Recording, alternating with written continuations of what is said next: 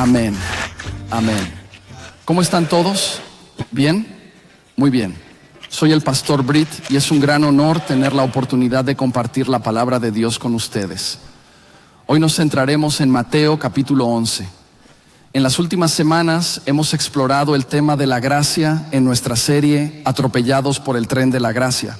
Durante este tiempo hemos examinado diferentes aspectos de la gracia y su impacto en nuestras vidas, siguiendo de cerca el nuevo libro del pastor Hobby, titulado también Atropellados por el tren de la gracia. Sin embargo, hoy nos desviaremos un poco del libro y nos concentraremos en Mateo capítulo 11. Permítanme contarles una historia.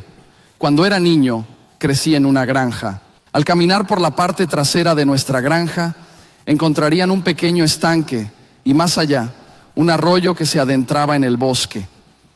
Siguiendo el arroyo por un tiempo, llegarían a un punto donde el agua había erosionado una zanja, con un lado bastante alto, de unos 15 pies, y otro lado más bajo, a nivel del arroyo. Mis primos y yo solíamos ir allí a jugar, saltando desde el acantilado a la cama del arroyo.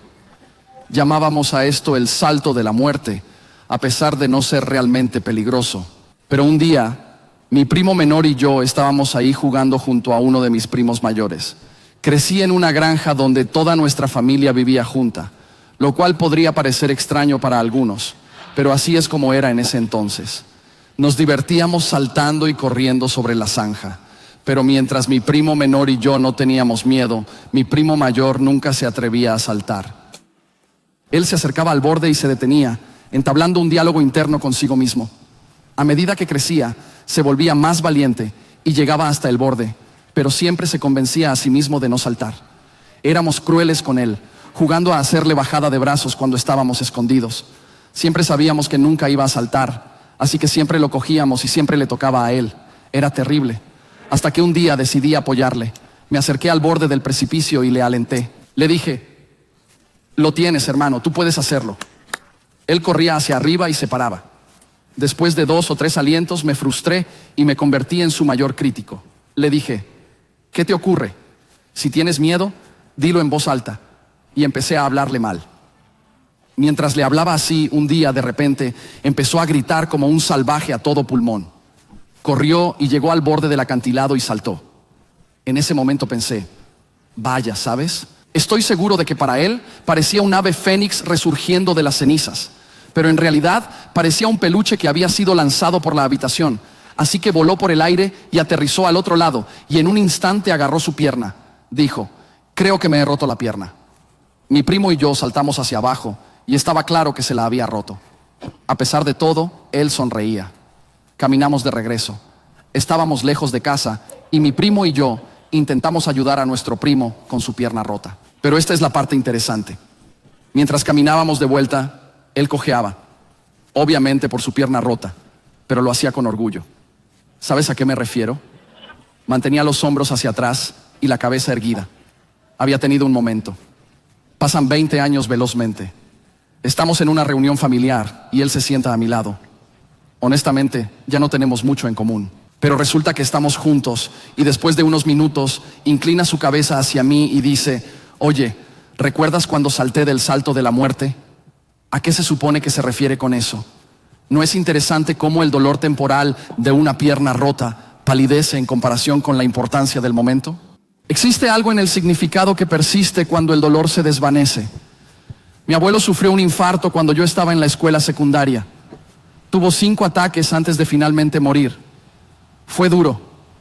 De pie al lado de su cama, un adolescente, lo vi con un tubo en la garganta, incapaz de hablar. Pero en un momento de claridad, se despertó. Abrió los ojos de par en par y extendió la mano para hacer esto. Después de unos minutos, comprendí que quería algo para escribir. Así que le conseguí una pequeña libreta y un bolígrafo, y él, con mano temblorosa, escribió el nombre de Lucy. Lucy fue su perrita en casa. Y mientras estaba en su lecho de muerte, su preocupación era esta perrita. Resulta que mi abuelo estaba jubilado y todos los días, 2 veces al día, se levantaba para sacar a pasear al perro por su camino de entrada. En esa etapa de su vida era una responsabilidad que tenía. Si conocías a mi abuelo, sabías que su valor provenía de su capacidad para cuidar a los demás y delegar responsabilidades. Y en su lecho de muerte estaba pensando en este aspecto de su subconsciente, una creencia que le daba significado a su vida y lo hacía sentir importante. ¿No es fascinante? La importancia es una búsqueda que todos estamos llevando a cabo. La buscamos en los ojos de los demás, en los logros, en las posesiones. La mayoría de los días, cuando alguien nos pregunta, ¿cómo estás?, solemos responder con, ¿qué sientes tú por mí? Eso define cómo me va.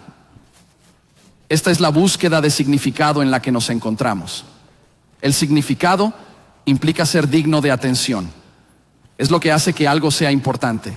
Mi argumento para nosotros hoy es que no hay nada más verdadero, más profundo, más amplio, más hermoso, más poderoso, más embriagador, más irresistible o más transformador que la maravillosa gracia de Dios disponible para nosotros a través de Jesucristo.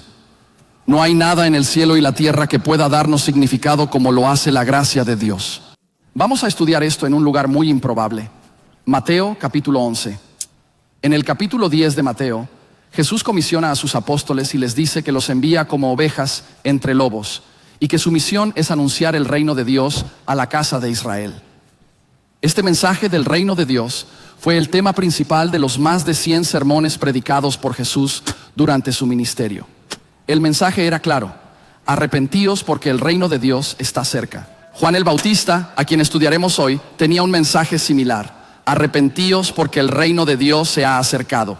En otras palabras, debemos cambiar nuestra forma de pensar, nuestros valores y vivir para el reino de Dios. Esta invitación al reino es una invitación a vivir bajo la gracia de Dios. En Mateo 10, Jesús les dice a sus seguidores que declaren y demuestren el reino de Dios. Les instruye a sanar a los enfermos, limpiar a los leprosos, resucitar a los muertos y proclamar el reino. Esto es lo que la gracia nos invita a hacer. Vivir una vida significativa y eternamente significativa, no una vida cómoda. La invitación de la gracia consiste en ser conocidos por un Dios que nos ama y en amar a Dios de la misma manera que Él nos ama. Continuando con el capítulo 11 de Mateo, podemos observar que la gracia de Dios nos da un nuevo propósito. Después de enseñar a sus discípulos, Jesús se va a predicar en diferentes ciudades. Juan el Bautista, que estaba en prisión, envía a sus discípulos para preguntarle a Jesús si Él es el Mesías o si deben esperar a alguien más. Juan el Bautista y Jesús eran primos. Juan, que nació unos 6 meses antes que Jesús, provenía de una familia de sacerdotes.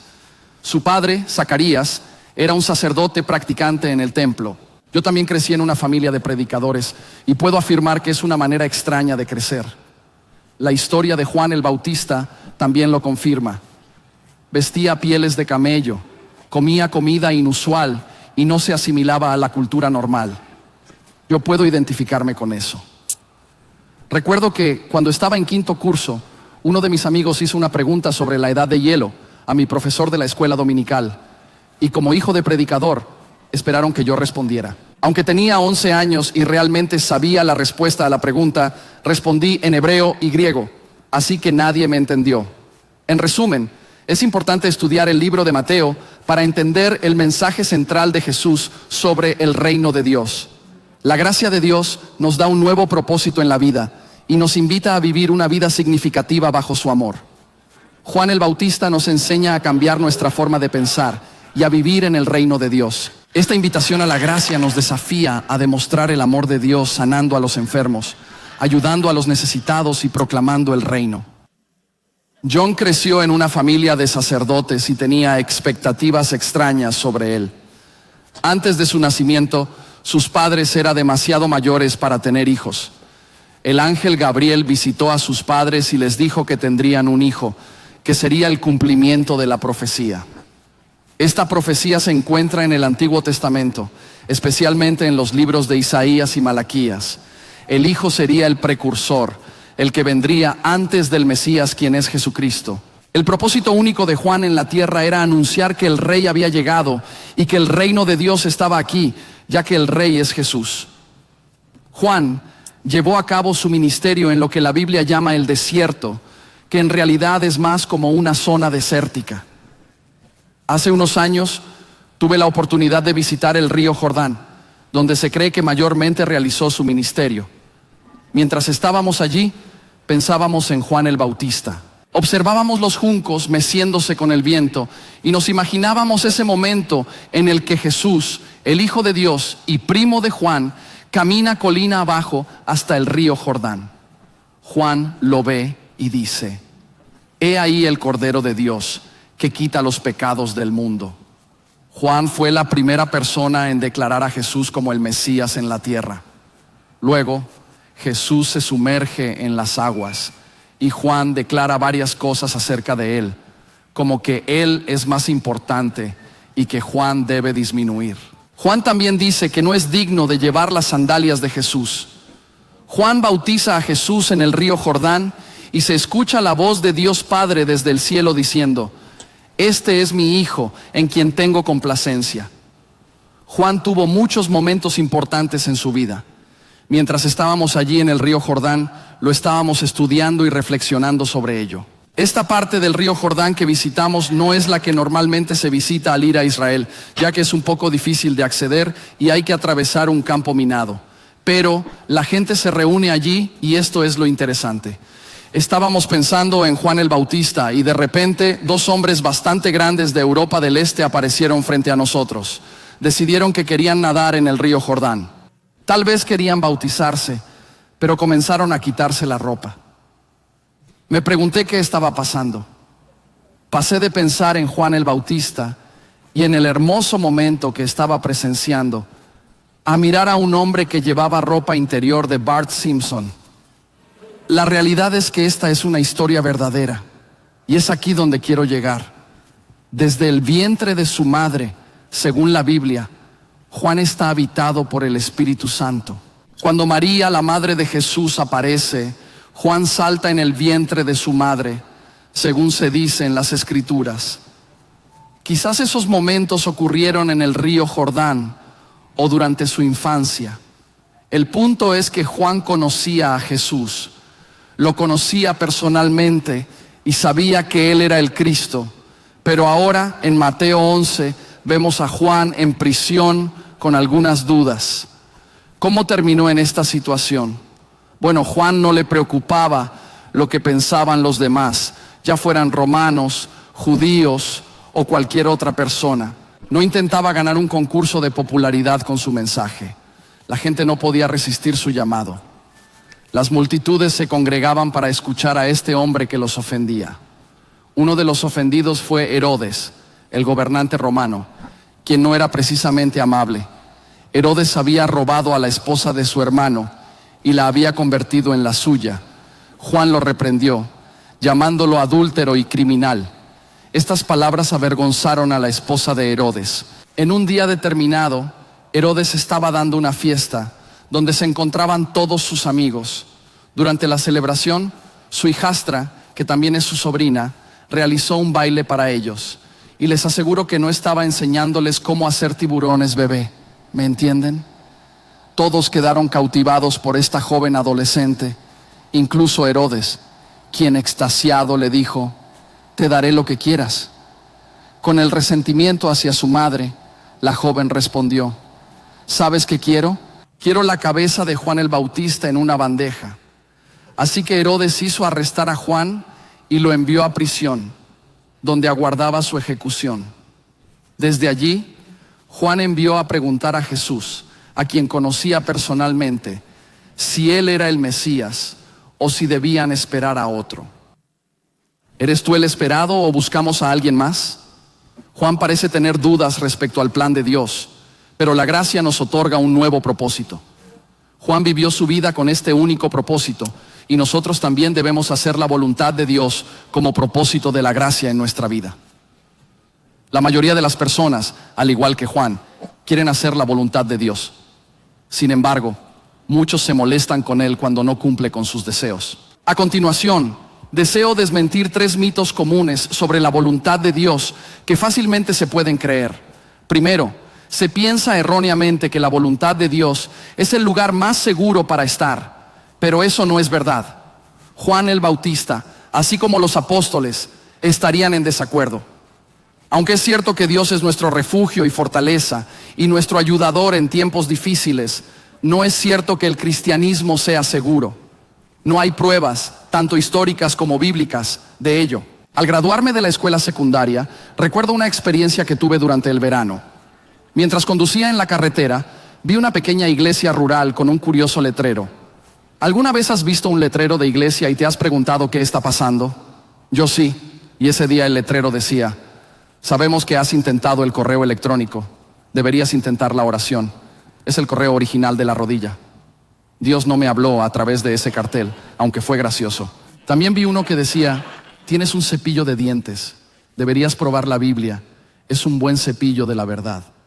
No sé quién inventa esos letreros, pero en esa época tenía poca experiencia en viajes en avión. Así que cuando vi el anuncio de una conferencia de misiones en esa pequeña iglesia rural, decidí asistir.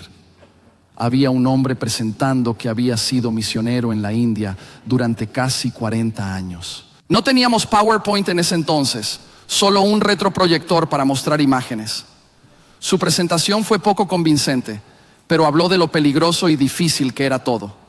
A pesar de eso, algo dentro de mí, al terminar su discurso, me hizo pensar: esto es lo que debo hacer con mi vida. Supuestamente debo ir a los lugares más difíciles y arriesgados. Eso es lo que se espera de mí en la vida. En este punto de mi vida se suponía que tendría que ir a la universidad. Hablé con mi padre y le dije que no iría.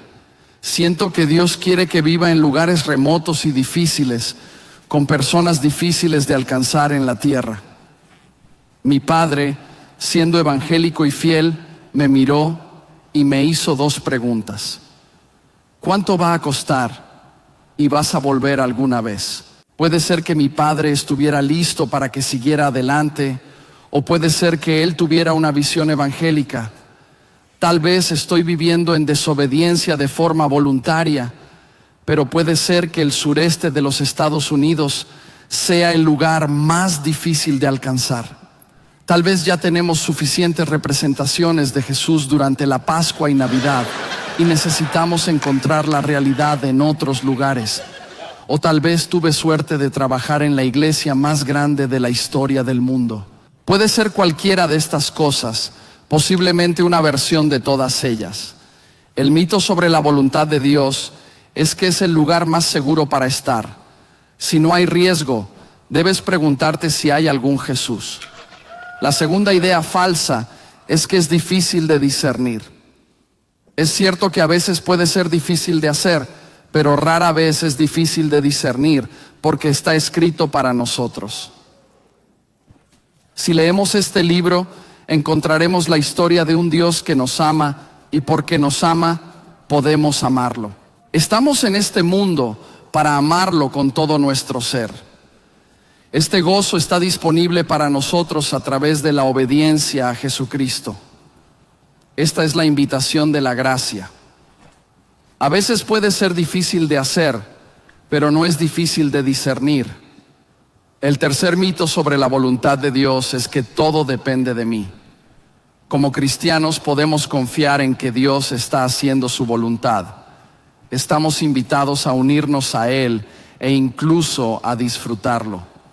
Podemos descansar porque Dios sigue siendo soberano. Si asignamos el significado a nuestra vida, depende de nosotros mantenerlo. Si perseguimos construir plataformas para hacernos significativos, depende de nosotros mantener esa importancia. Pero si recibimos nuestro significado a través de la gracia de Dios, Él lo sostendrá por nosotros.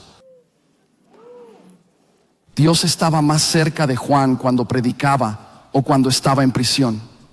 Juan se sintió más cerca de Dios cuando predicaba o cuando estaba en prisión. Piénsalo. Juan pasa de las multitudes que se reúnen para escuchar su voz a grillos, de una plataforma a la celda de una prisión. ¿Cómo crees que se siente Juan en este momento? La pregunta no es cómo te sientes, John. La pregunta es, ¿dónde está el reino de Dios? Y el reino de Dios está tan cerca como tu mano, no importa dónde estés. Juan está en prisión. ¿Y qué haces en prisión? No soy un experto en eso, ya que nunca he pasado mucho tiempo en la cárcel, pero supongo que piensas mucho. Tienes mucho tiempo para pensar. Solo quiero decir a nuestros hermanos y hermanas en Columbia, en DCC, en Union One, que estamos pensando en ustedes. Los queremos, estamos con ustedes. Y si tienen algo de tiempo para pensar, les invitamos a que piensen en esto. Piensen en la verdad de que Dios tiene un plan para sus vidas. Piensen en la verdad de que Dios tiene un propósito para sus vidas. Que independientemente de su circunstancia, Dios también tiene algo importante para ustedes. ¿Pueden orar por nosotros mientras piensan? Y si es cierto que piensan mientras están en prisión, John está pensando. Y los teólogos del siglo XX, Shrek y Burro, tuvieron una vez una conversación en la que Shrek miró a Burro y este le dijo: oye, los ogros somos como las cebollas, tenemos capas. Y Shrek le miró y le dijo: los ogros son como las cebollas. ¿Qué significa? Apestas, no le gustas a la gente, eres difícil de digerir. Y es cierto, todos tenemos capas. La realidad es que somos complicados, hombres. Somos personas complicadas y pensamos en muchas capas. Piensen en Juan en una capa física. ¿Tiene seguridad física? Absolutamente no. En cualquier momento los hombres pueden llegar y cortarle la cabeza. No está a salvo. Está emocionalmente. Sufre de un corazón roto. Se siente solo, aislado. Lucha psicológicamente. Conoce las escrituras como Isaías 9, donde dice que cuando el Mesías llegue, será consejero maravilloso, Dios poderoso, y el gobierno estará sobre sus hombros. Todo judío del Israel del primer siglo creía que el Mesías iba a venir y restaurar a Israel a su dominio mundial, ser un líder mundial. Es razonable pensar que Juan también pensaba eso, pero ahora está en una crisis de pensamiento, incluso en una crisis de creencia. Tiene una crisis espiritual. Este no era el plan de Juan. Tiene algunas preguntas serias. ¿Alguna vez has estado en esa situación? Estás en una etapa de tu vida en la que las cosas no salen como planeabas. Incluso la persona que primero declaró que Jesús era el Mesías parece estar cuestionando eso ahora. Sus preguntas van más allá de las circunstancias, tienen que ver con el significado. Escucha su pregunta: ¿eres tú el elegido o debemos buscar a otro? He dedicado toda mi vida a la espera del Mesías. ¿Eres tú realmente el Mesías? Lo que Juan pregunta aquí es: ¿hizo alguna diferencia mi vida? ¿Viví por cosas que valían la pena? Y esta es la encrucijada en la que todos nos encontramos. La buena noticia es que Juan le está haciendo estas preguntas a la persona correcta. Además, la gracia no solo nos da un nuevo propósito, sino también una nueva perspectiva. En el versículo 4, Jesús les responde: vayan y cuéntenle a Juan lo que oyen y ven. Los ciegos ven, los cojos caminan, los leprosos quedan limpios, los sordos oyen, los muertos resucitan y a los pobres se les anuncia la buena nueva. Dichoso aquel que no se escandalice por mí. Jesús está señalando que la gente del reino piensa de manera diferente. Aquellos que caminan en el reino de Dios, aquellos que sanan a los enfermos, resucitan a los muertos, oran e invierten en el reino de Dios, simplemente viven y piensan de manera distinta. Esta forma de pensar es algo que se aprende en el reino. En contraste, el mundo define la felicidad como tener y ofrece definiciones basadas en tener relaciones, tener credenciales, tener posesiones materiales, tener una cierta cantidad de dinero en la cuenta bancaria, tener reconocimiento, etc. Pero en el reino de Dios, la felicidad es definida como ser santo. Aquí no solo se trata de lo que hacemos, sino de quienes nos convertimos. La invitación de la gracia es ser alguien mucho antes de ser llamados a hacer algo. Y me encanta la respuesta de Jesús a Juan. No lo reprende, simplemente le recuerda. Tal vez hoy necesitas un recordatorio también. Recuerda que fuiste hecho para más, fuiste salvado para más, fuiste amado para más de todo lo que este mundo puede ofrecer. Jesús responde a Juan citando una versión de Isaías 35 que habla del pronunciamiento del reino. Una respuesta que dice: los muertos resucitan, los cojos caminan, los pobres tienen buenas noticias. Y lo que Jesús le está diciendo a su primo Juan es: Juan, esto es lo que estoy haciendo. Lo que Dios tenía para nosotros, el Padre tenía para nosotros, lo estoy cumpliendo. Yo soy el único y no necesitas buscar a otro. Él te está diciendo lo mismo a ti y a mí. ¿Crees que Jesucristo es el Santo Hijo de Dios? ¿Crees que Él tiene las palabras y es el camino hacia la vida eterna? Si es así, es un regalo de la gracia y te brinda una perspectiva completamente diferente. Juan se centra en lo que Dios no está haciendo en sus circunstancias actuales, pero Jesús le recuerda lo que Dios está haciendo.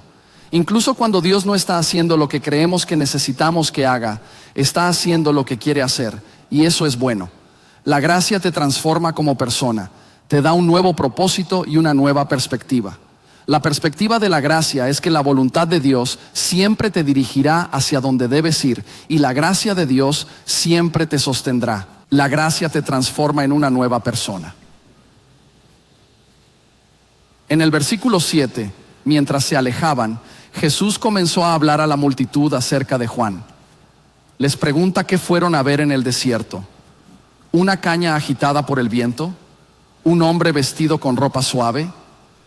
Los que visten ropas suaves están en los palacios reales. ¿Qué fue entonces a ver la gente? ¿A un profeta? Sí, les digo que es más que un profeta. Este es aquel de quien está escrito: He aquí, envío mi mensajero delante de tu rostro, quien preparará tu camino delante de ti. En el versículo 11, Jesús dice que entre los nacidos de mujer no ha surgido nadie más grande que Juan el Bautista, pero el más pequeño en el reino de los cielos es más grande que él. Gran elogio. Jesús, la segunda persona de la Trinidad, el Santo de Dios, el Mesías en la tierra, se dirige a la multitud y pregunta: ¿quién es el más grande nacido de una mujer? Juan el Bautista. Nos preguntamos: ¿contra quién? ¿Acaso no todos llegamos aquí naciendo de una mujer? Es bueno reconocer que Juan es el más grande, pero ¿qué está enseñando Jesús aquí? ¿Algo que ya sabemos? No. Recordemos su conversación con Nicodemo en Juan 3. Nicodemo pregunta a Jesús cómo puede un hombre nacer de nuevo para obtener vida eterna. Y Jesús responde que es necesario un nuevo nacimiento tanto del agua como del Espíritu. La invitación de la gracia es a una vida completamente nueva. Jesús dice que por muy grande que fuera Juan, el más pequeño en el reino de Dios es más grande que él. Esto es un mensaje de gracia. ¿Qué no sabía Juan? J.C. Ryle escribió que el niño que conoce la historia de la cruz posee un conocimiento que ni los patriarcas ni los profetas disfrutaron, ni siquiera Juan el Bautista. ¿Qué no pudo conocer Juan? No llegó a ver la cruz y nunca vio la tumba vacía.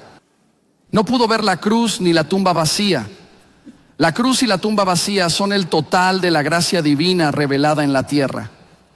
La gloria completa de la gracia de Dios hacia la humanidad se muestra en la cruz y la tumba vacía. La gracia nos permite ver, oír y creer en el nombre de Jesucristo. Cambia nuestra mentalidad, nuestra forma de vida y lo que valoramos. También cambia el propósito de nuestra vida. El capítulo 12 de la segunda epístola a los Corintios nos dice: basta con mi gracia, mi poder se perfecciona en la debilidad. Por lo tanto, incluso podemos alabarnos en nuestras debilidades para que el poder de Cristo descanse sobre nosotros. Me conformo con mis debilidades por amor a Cristo. ¿Has oído hablar de algo más contracultural? Me conformo con debilidades, insultos, adversidades, persecuciones y desastres. Porque cuando soy débil, soy fuerte. Nadie decide voluntariamente deleitarse en sus debilidades o caminar el camino de los insultos, dificultades y calamidades por causa de Cristo. Solo es posible a través de la gracia. Y una vez que has experimentado y visto la gracia de Dios, dices: apúntame a eso, estoy dentro. Desde los días de Juan el Bautista hasta ahora, el reino de los cielos ha sufrido violencia y los valientes lo toman por la fuerza. Todos los profetas y la ley profetizaron hasta Juan. Si estás dispuesto a aceptar esto, él es Elías que había de venir. El que tenga oídos para oír, que oiga. ¿Qué está diciendo Jesús? Desde los días de Juan el Bautista hasta ahora, el reino de Dios ha sufrido violencia. ¿Cuánto tiempo llevaba Juan predicando antes de que apareciera Jesús? Se estima entre 4 y 6 meses. Entonces Jesús está diciendo que en los últimos 6 meses el reino de Dios la ha pasado mal. No, se refiere a algo aún más grande. El reino de Dios ha sufrido violencia. Juan fue víctima de violencia, decapitado literalmente. Los apóstoles también sufrieron violencia y murieron por la causa de Cristo y el avance del reino de Dios. Incluso Jesús, en quien se basa nuestra fe, sufrió violencia. Jesús está diciendo que esto es un evangelio peligroso y hasta el día de hoy sigue siendo verdad. En este preciso momento hay 365 millones de cristianos viviendo bajo persecución diaria.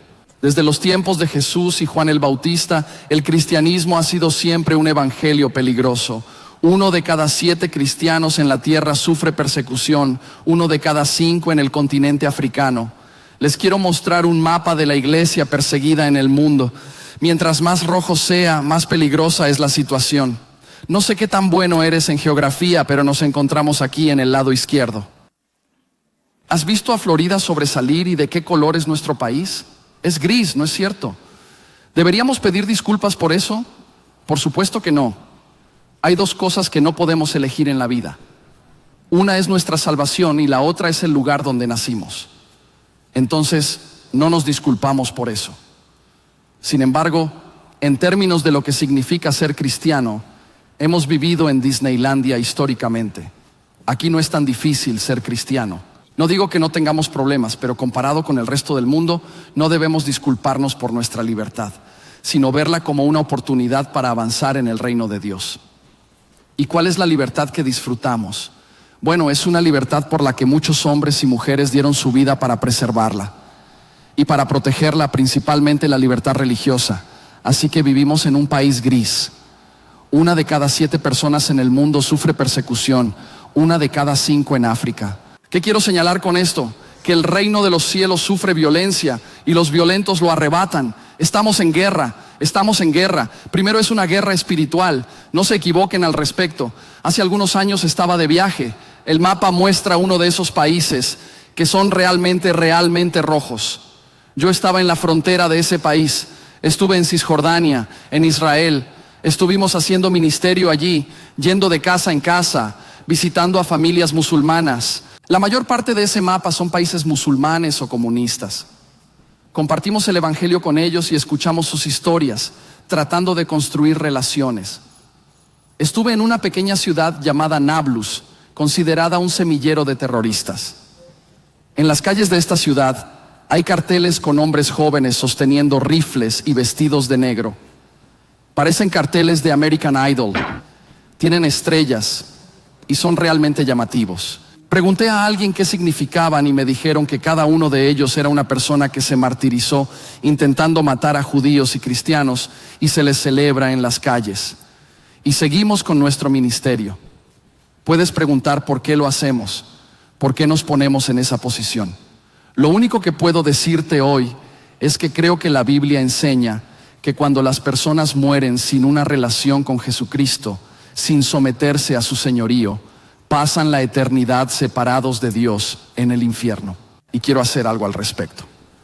Así que allí estábamos, haciendo ministerio durante 4 o 5 días. Nos dijeron que tenían a alguien que quería conocerme y nos llevaron al 3er piso del edificio donde nos habíamos estado alojando toda la semana. Subimos y conocimos a Yusuf, un joven palestino de unos 20 años. Su historia es que creció y a medida que fue creciendo, se fue desilusionando cada vez más con su fe, la fe islámica. Él empezó a tener dudas y descubrió que su familia era una familia militar. Desde que era joven fue criado en el ejército, por lo que cuando alcanzó la mayoría de edad se alistó sin dudarlo. Le dieron la tarea de construir una bomba y matar a un vecino judío. Esto lo puso nervioso y temeroso, ya que había crecido junto a esa persona y no quería hacerle daño. Durante la preparación se puso tan nervioso que cometió un error y la carga explotó en su mano, lo que le dejó una cicatriz de gran tamaño en la muñeca. Esta experiencia surrealista lo desilusionó respecto a su religión, así que decidió buscar la verdad en Facebook. En Facebook solías identificarte por tus creencias religiosas. Por ejemplo, podías elegir soy cristiano. Por eso decidió contactar a una mujer cristiana de Michigan a través de un mensaje. Su foto de perfil en aquel entonces era él vistiendo un traje militar negro y sosteniendo un rifle automático. Le preguntó si podría contarle más sobre el cristianismo. Afortunadamente, esta mujer actuó de manera adecuada y trasladó la conversación a correos electrónicos, donde empezó a explicarle el Evangelio desde el Génesis hasta llegar a la cruz de Jesucristo y su tumba vacía. Para la protagonista, al escuchar esta verdad, tuvo certeza de su veracidad. Un día, el hermano de la protagonista notó que pasaba cada vez más tiempo en la computadora y empezó a revisar sus correos electrónicos. Para su sorpresa, descubrió que su hermano se había convertido al cristianismo.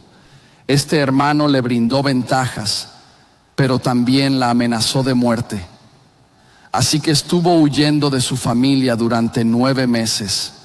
Finalmente, se encontraron nuevamente e intentaron matarlo, pero no lo consiguieron y lo encarcelaron. Más tarde, fue alistado nuevamente. Pasaron un par de años sin saber nada de él, hasta que un día fue desplegado en una misión cerca del pueblo donde nuestros amigos suelen realizar ministerio. Aprovechó esa oportunidad y se acercó a ellos para pedir que lo bautizaran en el río Jordán. Durante ese momento, mientras oraban por él, hizo una petición. ¿Podrían orar para que Dios me dé la oportunidad de compartir el Evangelio con mi hermano y mi padre? Desafortunadamente, esta historia no tiene un final feliz. A pesar de haber conseguido un visado de corta duración en un país vecino para asistir a una escuela de discipulado durante unos meses, tuvo que volver. Durante su regreso, cuando pasaba por aduanas, su tío lo encontró y le disparó, aunque no lo mató. Fue encarcelado nuevamente y finalmente lo volvieron a alistar. Ahora, no sé si vuelva a ver a ese hombre aquí, pero sé que cuando lo vea en el cielo, le daré un abrazo. La gracia nos transforma y nos da un nuevo propósito y una nueva perspectiva en la vida. Nos otorga un nuevo significado y un nuevo punto de vista. Jesús, al estar en el río Jordán, miró a la multitud que acudía a ver a Juan el Bautista y les preguntó: ¿qué vinieron a ver? ¿Cañas agitadas por el viento? ¿Alguien vestido lujosamente como un rey? Creo que estas preguntas también se aplican a nosotros. ¿Qué es lo que viniste a ver? ¿Por qué estás aquí? ¿Qué te está tratando de comunicar Dios? ¿Qué es lo que Él quiere que sepas? ¿Qué buscas en esta vida? ¿En qué encuentras significado? ¿Cuál es nuestro propósito aquí? Nuestro pastor Joby dijo hace poco que la iglesia es una ocupación terrible y tiene toda la razón. Todos estamos buscando significado y la única manera de encontrarlo y estar verdaderamente satisfechos es a través de la gracia de Dios. Quiero hacer 2 confesiones antes de concluir y luego vamos a cerrar como siempre lo hacemos. Luego de cerrar, me voy a bajar del escenario, caminaré hacia adelante y me arrodillaré en este espacio aquí. Por favor, déjame ese lugar a mí. Si llegas primero, tendré que ir más lejos. Y allí rezaré, como hacemos al final de los servicios, mientras respondemos al mensaje de gracia. Quiero confesar 2 cosas. Mientras trabajaba en este texto y pensaba en Juan el Bautista y en la respuesta de Jesús, me imagino cómo debieron sentirse los discípulos de Juan. Imagínate que entras y sales entre Jesús y Juan para contarle a este último lo que Jesús dijo. ¿Quién dirá esa mala noticia? Alguien perderá en piedra, papel o tijera y se encontrará cara a cara con Juan, a quien ama, y dirá: Juan, buenas noticias y malas noticias. La buena noticia es que hablamos con Jesús y Él dijo que Él es el Mesías y viviste una vida que tenía un propósito. La mala noticia es que no mencionó nada acerca de sacarte de la cárcel. Tus circunstancias quizá no cambien de inmediato, pero tu vida tuvo un propósito. ¿Qué crees que hizo Juan? Creo que, aunque tenía poco más de 30 años, escuchó la respuesta de Jesús, sonrió y dijo: vale la pena, vale la pena. Mientras trabajaba en este texto y pensaba en Juan el Bautista, tuve dos convicciones. Una es que a menudo me preocupo más por mi comodidad que por mi vocación. Me resulta fácil evitar el duro trabajo de evangelizar, refugiarme en la rutina y evitar el riesgo, haciéndolo pasar como descanso. También encuentro tentador darle prioridad a las cosas buenas en vez de las mejores. Necesito ser golpeado una y otra vez por el tren de la gracia y recordado que estoy hecho para mucho más.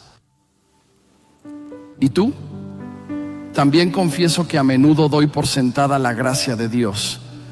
A pesar de que puedo vivir como una cristiana que se encuentra apoyada en la arena empapada de sangre al pie de la cruz, observando a mi Salvador sufrir y preguntándome qué más hará por mí, no quiero vivir así. Anhelo vivir una vida que se pare al borde de la tumba vacía y contemple a un Salvador resucitado, preguntándole cómo más puedo ayudar. Sin embargo, en ocasiones hay una brecha entre lo que sé, el llamado que he recibido y la vida que elijo vivir. Necesito la gracia de Dios para cerrar esta brecha. ¿Y tú? ¿Qué estás haciendo aquí? Permíteme orar por nosotros. Padre, te amamos, te agradecemos y te necesitamos. Recibimos tu gracia, la revelación de tu gracia y la invitación de tu gracia. Te pedimos, Padre, que en este momento seas glorificado en nuestra respuesta. No queremos apresurarnos hacia lo siguiente, sino reflexionar, adorar, orar y responder a tu gracia. Padre nuestro, por favor, muéstranos las brechas entre lo que sabemos que tienes para nosotros y lo que estamos viviendo. ¿Quieres cerrar estas brechas a través del poder de tu Espíritu y la bondad de tu gracia? Oro por mis hermanos y hermanas para que tengan un encuentro genuino contigo, tu verdad y tu gracia en este momento.